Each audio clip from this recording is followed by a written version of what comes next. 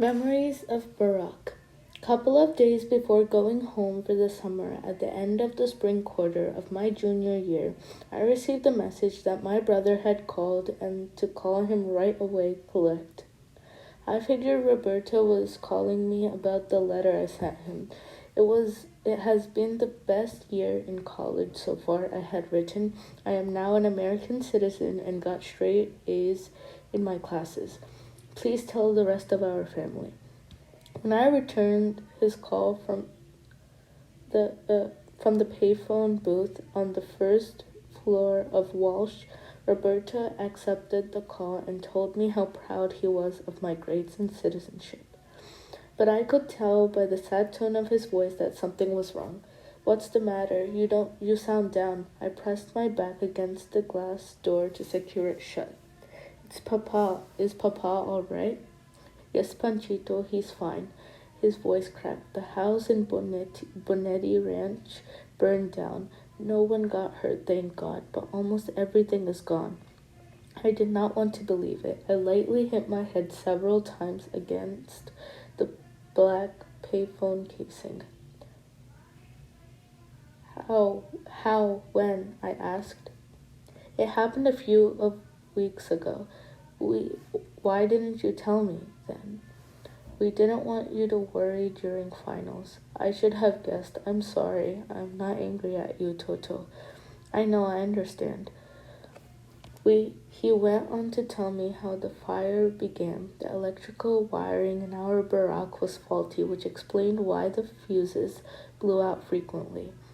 The wires heated up and caused a short circuit, which started the fire. Anticipating my next question, he added, Mama, Trampita, Torito, Rora, and Ruben stayed with us for a few days until we found a rental house in town for them to stay. It's a bit too small for everyone, so you'll be staying with us during the summer. After our conversation, I went to the mission church, knelt down and prayed before the painting of St. Francis at the cross. I felt depressed. This wasn't the first time our family had suffered from a fire. Many years before, in September, the week I was to begin the 7th grade, we moved as usual to the San Joaquin Valley to harvest grapes after spending the summer picking strawberries in Santa Maria for Ito, the Japanese sharecropper. We made our new home in an old 2-story yellow house located about 15 miles outside of Orosi, a small town near Fresno. It was the first house we had ever lived in. Mr. Patrani, the owner for whom we picked grapes, told us we could not use the second level because the floors were unstable. The first floor had 2 rooms and a kitchen with a kerosene stove, which sat on a small table underneath a window that had plastic curtains. We bought kerosene for the stove from a gas station in town using a 5-gallon can. One day the gas station attendant mistakenly filled the can with gasoline, which we poured into the kerosene stove. When my mom lit the range, it burst into flames, setting the wooden house on fire. Pieces of melted plastic fell to the floor, giving off dark smoke that smelled like burned rubber. Roberta picked up a dishpan full of soapy water and hurled it over the stove. It was like adding gasoline to the fire. The flames quickly spread on the floor, and by the time the firefighters came, the house had burned to the ground. My mother had consoled me after I had lost my prized notepad in that fire. I used a small notepad to jot down words I needed to learn for school and memorize them while I worked in the fields so that I would not be too far behind when I started classes for the first time every year in November. She had reminded me to be thankful to God that none of us in the family was injured and pointed out that all was not lost because I had learned everything I had written in my notepad by heart. When I returned to my dorm, I told Father Shanks about our house burning down and asked him to pray for my family.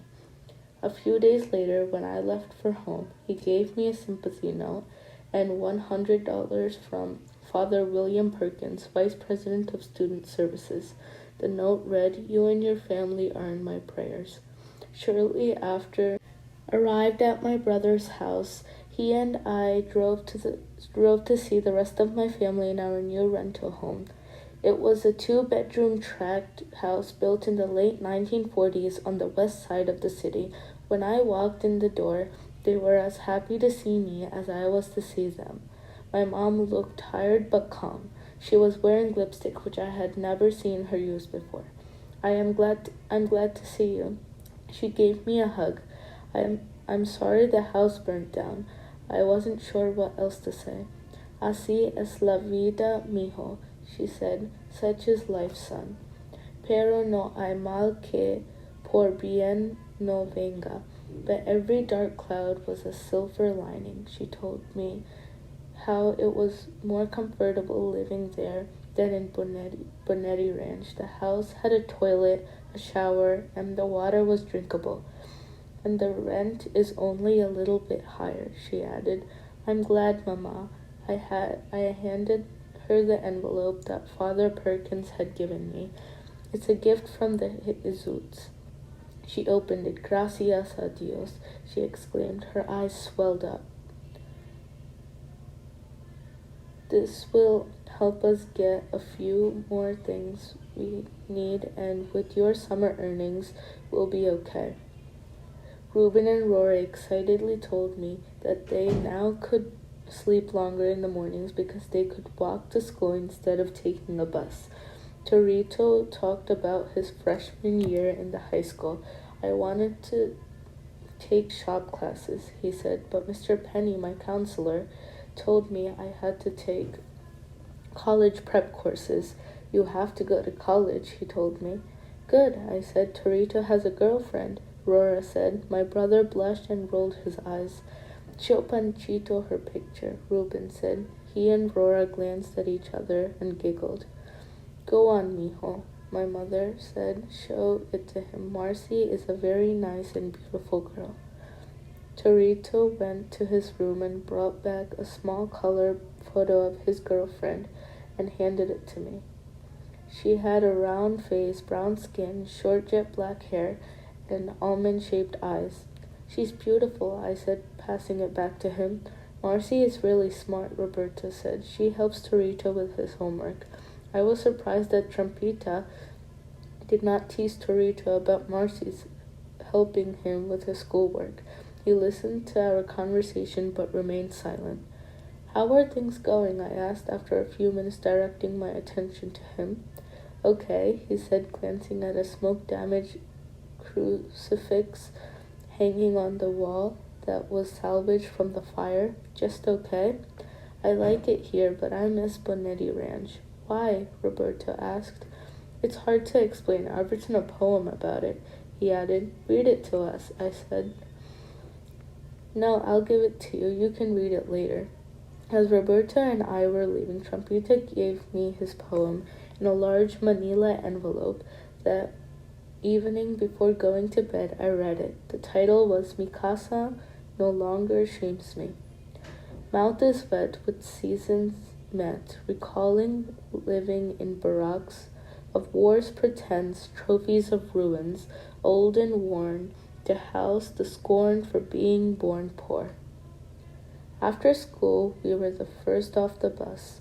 My friends asked me where I lived, ashamed, I would say, that one, when I would get off at a house that was not my own, white like snow, grass like jade, and walked home an ashamed and confused, feeling used. I recall that house, ashamed I was of where I lived. I never told my mama, for I could not understand this feeling I knew was not right, that I should feel ashamed of the warmth she gave, of the home she made. We finally moved to town. It was after that night that I came home and found our house burning down. The sky was red with flames and spat, flashing lights, fire trucks, faces made of stone. All hope gone, destroyed by the flames of mighty feet, eyes watering, blood flooding our sighs, already so familiar with pain, wondering why our tears did not extinguish those flames. My soul died again and again. I visited the place again many times. Still families live there. New faces, familiar sounds, familiar souls. Yes, I recall that house, the casa that no longer shames me. The next morning I drove to Benetti Ranch and visited the place where our Barrack once stood. Only bits of broken glass and scorched metal and twisted wire and ashes remained. The large pepper tree that had provided shade was also damaged. Its charred branches hung down, mourning the loss of a good friend. I remained there for a long time, remembering our old Barrack, which provided us with shelter for so many years, protecting us from cold, wind, and rain, and from an outside world that at times was confusing and unfriendly.